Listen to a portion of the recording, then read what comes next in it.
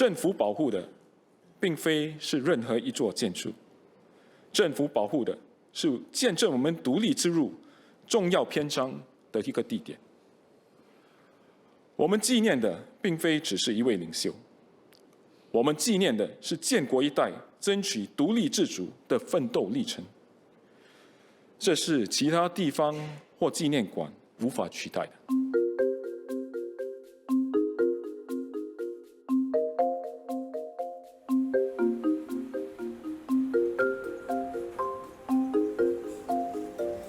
国家认同感是个国家的基石。身为一个年轻的国家，我们的根更要扎实，而国家历史就是我们的根。政府计划保留这个历史遗产，但不表示建筑将保持原貌。如果保留这个地点，我们承诺移除建国总理李光耀先生和他家人私人空间的所有痕迹。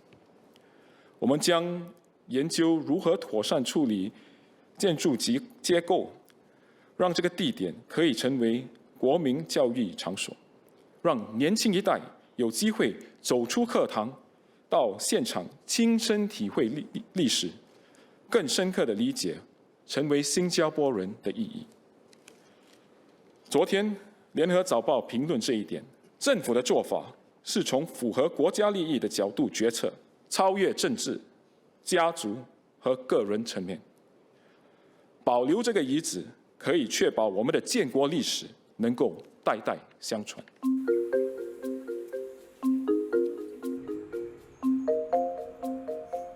Preserving and acquiring the site means it cannot be redeveloped for residential, commercial, or other private uses.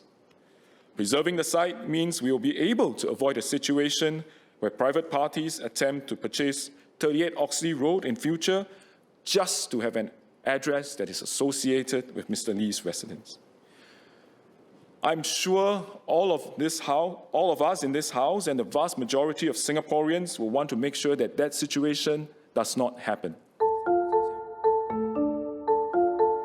It's not because the site process will be followed for the acquisition. Conclude its plan for the site.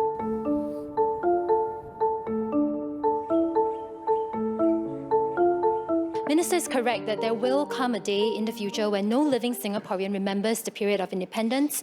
And could he share what additional heritage value or visitor experience, beyond the sense of space, will a demolished and subsequently landscaped heritage park at 38 Oxley Road provide that will not be more effectively delivered through the experience at the $335 million Founders Memorial? We have very, very precious few sites where there is a confluence of people, events, and place.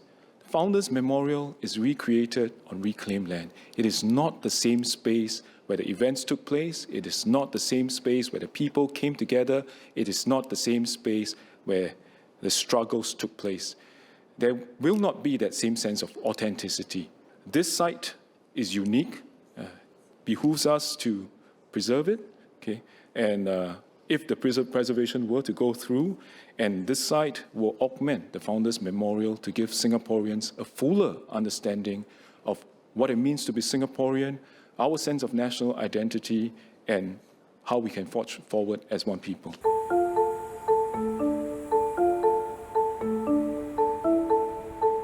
There are Singaporeans who felt strongly that the founding Prime Minister, Mr. Lee Kuan Yew's original wish to have the house demolished to be respected, should be respected. And it's not just because this is his personal wish, but also the values that he espoused, which is not to have personal monuments. So my first question to the Minister is whether the government has taken this aspect into consideration in coming to the decision. How the National Heritage Board weighs the tension between public benefits and private preferences in their deliberations, and second, the options NHB is considering going forward. Because given the site's historic significance and national importance, the government has a duty to consider this not just from the lens of a private individual, but also from a good public policy lens, what is good for current and future Singaporeans. And it's our duty to allow future Singaporeans to have the opportunity to visit the site and to appreciate the gravity of discussions that took place at the site, discussions that brought us to our independence. And we are also clear that it's our intention that we are not preserving the site and using it to showcase the personal effects of Mr. Lee or his family. Okay? And we are focusing on the nationally significant events that took place at the site and not memorializing his life.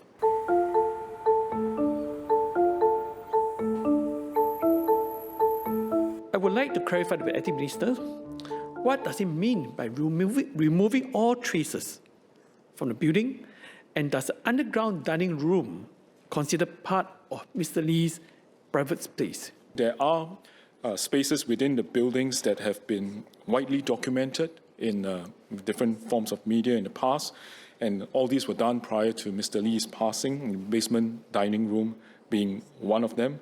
That we would consider, less private.